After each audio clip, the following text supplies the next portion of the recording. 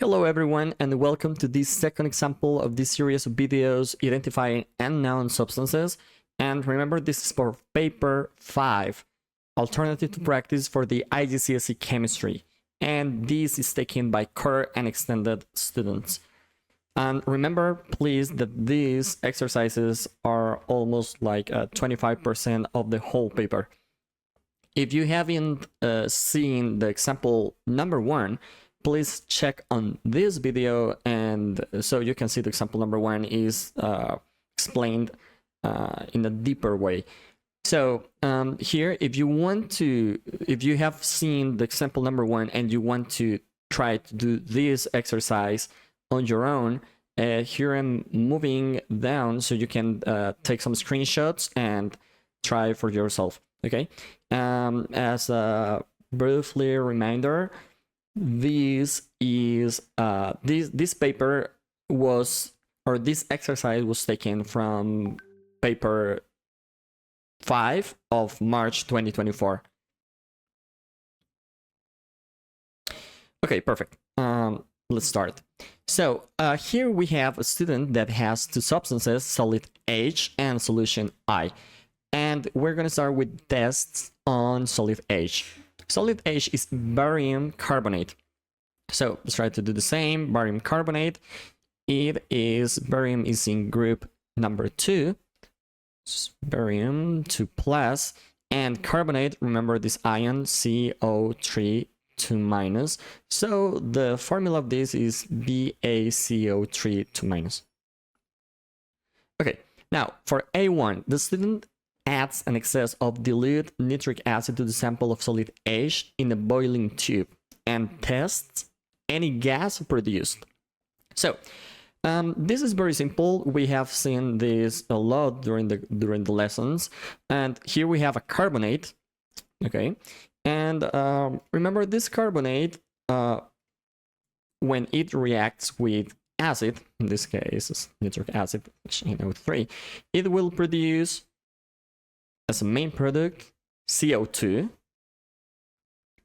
plus the salt. In this case, the salt is barium nitrate, and nitrate is minus, so remember you have to put the 2 here.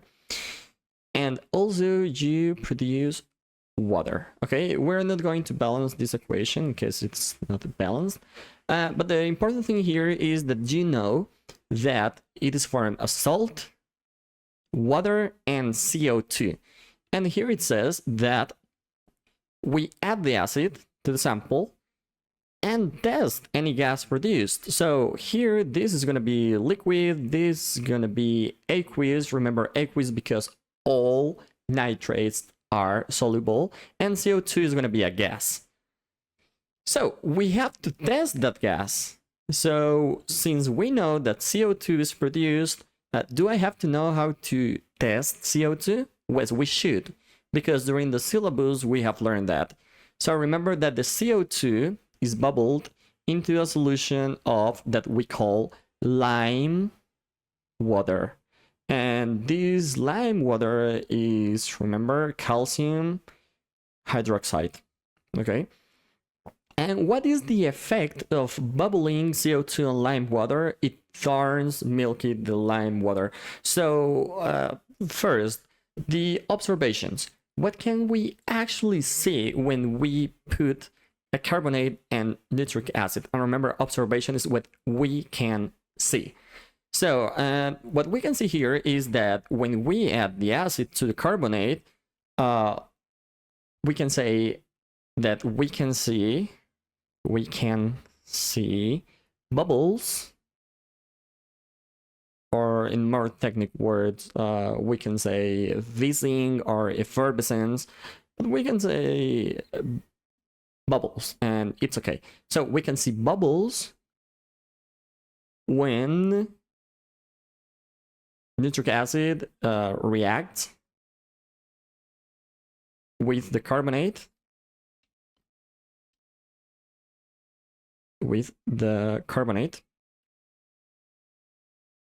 And also, what can we see? That when we test the gas, and when we test CO2, it turns milky the lime water. Okay, very easy. And then identify the gas made in A1. So this is CO2, or you can say carbon dioxide. Perfect. It says that the solution produced in A1 is solution J. So here, what is the solution produced in A1? Well, the solution produced in A1 is the solution formed when you put BaCO3 plus HNO3, and it produces CO2 and barium nitrate. So my new solution is this, barium nitrate. So let's try to do a sketch here. Solution J is barium nitrate. And some of you might be thinking, why the 2? Remember that nitrate has a charge of minus and barium is in group number 2, so it has 2 plus. And when you have 2 plus here and you want to mix them, then you have to put, this is 1 and this is 2. So you put the 2 here and the 1 here. So that's why barium nitrate is written this way. So now, the student divides J solution in 4 portions, equal portions. So 1, 2, 3, 4. And the student carries out a flame test on the first portion. So this here is going to be used for a flame test. And what can you see in a flame test? Okay, so remember please that this salt here, barium nitrate, is formed by an anion, which is my iron nitrate, and we also have the cation, right? So when we carry out flame tests, what we are trying to identify are cations. Look, lithium, sodium, potassium, calcium, barium, blah, blah, blah. So when we carry out flame tests, is always for cations. So if we are testing for barium, what we can see here is a light green flame. So this is my observation. So we can say like a pale, or let's say light green flame is produced, right? So we have already checked our cation. To the second portion, which is this one here, the student adds a few drops of acidified aqueous potassium manganate. Remember, when we do these tests, let's try to look on the notes. Where do we use this potassium manganate thing? So we use it only for this, for check sulfide, or we use it to check sulfur dioxide. Look, these are the only ones that actually check for potassium manganate or use potassium manganate. So, and the result is that it goes from purple to colorless. Same thing here. When we add acidified potassium manganate, it changes from purple to colorless. And why does it happen? Remember, this is a redox reaction in which this MnO minus, which is purple, and it has a charge of, an oxidation number of +7. It is reduced to Mn to plus, and this is colorless. This is a reduction reaction, so this is an oxidizing agent. So what this thing is doing here is oxidizing sulfide, and when you put the purple manganate, potassium manganate, you oxidize the sulfide and it turns colorless. But here Do we actually need this? Let's see. If we add some drops of acidified potassium manganate, there is not gonna happen. Well, first remember one thing here. This barium nitrate is a solution of a salt of barium, which is probably transparent, right? It is not a transition metal, so it doesn't have color solution. So barium nitrate is colorless. And when you add these drops of potassium manganate, what is going to happen is, like, since it is not oxidizing anything, so it's going to be turned purple. So the solution here, J, we add a few drops of this purple liquid, but this purple liquid, it doesn't oxidize anything, so it doesn't react with anything. So the result is that this solution is going to have like multiple ions like barium nitrate, and now we have the MnO4 minus ion, which is purple. So here the solution turns purple. Okay. Well, remember, here we have a few drops. Since it is a few drops, it's not going to be completely purple, but let's say pale purple, okay? Because it's not like a lot of manganate to turn it dark purple or purple, so let's say pale purple.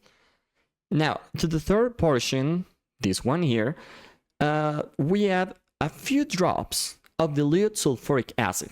So let's see what's going to happen here. We know that we have barium nitrate, right? And when we add this sulfate ion, what we're going to have now is that I'm going to try to check this, or we're going to have this reaction in which this nitrate is going to be replaced for this, and then we have barium sulfate. And this barium sulfate is white. Okay. Look, we just add a few drops of sulfuric acid. I remember, like, sulfuric acid has H plus and SO4 2 minus, which is sulfate. So we're gonna have barium sulfate. Okay. Very good. And to the fourth portion, to the third portion, we have this, and the observation is a white precipitate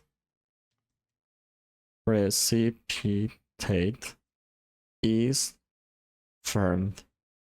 Okay, remember, why a white precipitate? Because this barium sulfate is insoluble, and when it precipitates, it looks white. That's why. And now, to the fourth portion of solution J, the student adds about 1 cubic centimeter depth of dilute nitric acid, followed by a few drops of aqueous barium nitrate. Remember, this is the fourth portion. And what do we have in the fourth portion? So in the fourth portion, we have barium nitrate. And what's going to happen if we just add more barium nitrate? Well, nothing's going to happen. So that's the thing. The answer is there will be no change. It's like if they were asking you, what about if you have water and then you add more water? Nothing happened. There's no observations there because we already have barium nitrate. And here we add more barium nitrate. So what are we going to see? Nothing. Okay? Very good. Now, we have to test on solution I. And here we have my solution I is divided in two portions. So I, and this is portion 1, and here is I, and this is portion 2. To the first portion of solution I in a boiling tube, here we have 2 cubic centimeters of aqueous sodium hydroxide and warm the mixture. And here we have to test any gas produced using damp red litmus paper. So remember, when you have something and then you have to add aqueous sodium hydroxide, we come right away to this place and we check the effect of sodium hydroxide. And look, here it says that we warm it up. The only test when you warm up is when you are testing for the ammonium ion. So we warm up and it says that we test a gas produced. Please remember that ammonia is a gas and ammonium is an ion. So when we add sodium hydroxide to ammonium and we warm up, we produce ammonia. And then it says that we test any gas produced. So we come here to the test for gases because ammonia is a gas and we need to test it. So we come to ammonia, and when we want to test ammonia, we put a damp red litmus paper at the mouth of the boiling tube, and what is going to happen is that the red litmus paper turns blue. So let's see. Yes, the observation is that damp red litmus paper turns blue, so it means that we are positive for NH4+. So our cation here is NH4+, which is ammonium. Okay, now to the second portion of solution I in a boiling tube, we add 1 cubic centimeter of dilute nitric acid followed by a few drops of aqueous silver nitrate, and we see that white precipitate forms. So since we have already checked for the cation, now we have to check for the anion. So let's come here to the anions and check. We always, for these anions like halides, we add dilute nitric acid and silver nitrate. Dilute nitric acid and silver nitrate. Same here, right? And what happened? Like, we could be positive for any of these three, but we see on the results that a white precipitate is formed. So a white precipitate, when we add nitric acid and silver nitrate, is positive for chloride. So when we come here, we see that a white precipitate is formed, hence our ion is chloride. Our anion is chloride. So let's try to see these questions. F1. Identify the gas produced in test 1. Look, please be very careful. They are asking for the gas. This is an ion. This is an ion. So this is not a gas. So please do not put here ammonium. What you have to put this in this part is ammonia, which is a gas. Remember that here what we're doing is adding sodium hydroxide and warm up, right? When we add sodium hydroxide and warm up, we produce ammonia, which is indeed a gas, and then we test this gas, okay? Now, state what is observed when a gas produced in test 1 is tested using damp blue litmus paper. So please remember something. Ammonia is a base, okay? And remember that one thing of base, or one property of bases, is that it turns blue,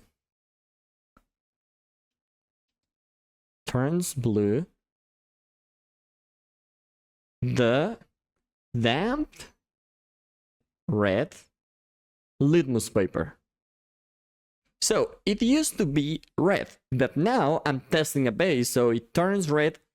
The red litmus paper, it turns it blue, right? So my question here is, what happens when I test ammonia using damp blue litmus? So it's like if you are testing a base with blue litmus paper, so what's going to happen?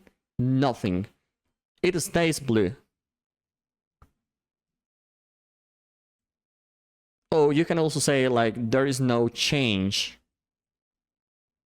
right? Now, identify solution I. And this is pretty simple. You can right away say, remember that our cation was ammonium, and our anion was chloride. And since you have plus plus here, you can form the salt like NH4Cl. And this is ammonium chloride. So you can actually put this. You can put ammonium chloride, or you can say NH4Cl, and this is valid. So one mark is going to be that you identify the cation, and one mark is going to be that you identify the anion, and that's it. It's pretty simple. So I'm gonna be uploading a third example. So thank you so much for watching, and see you next time.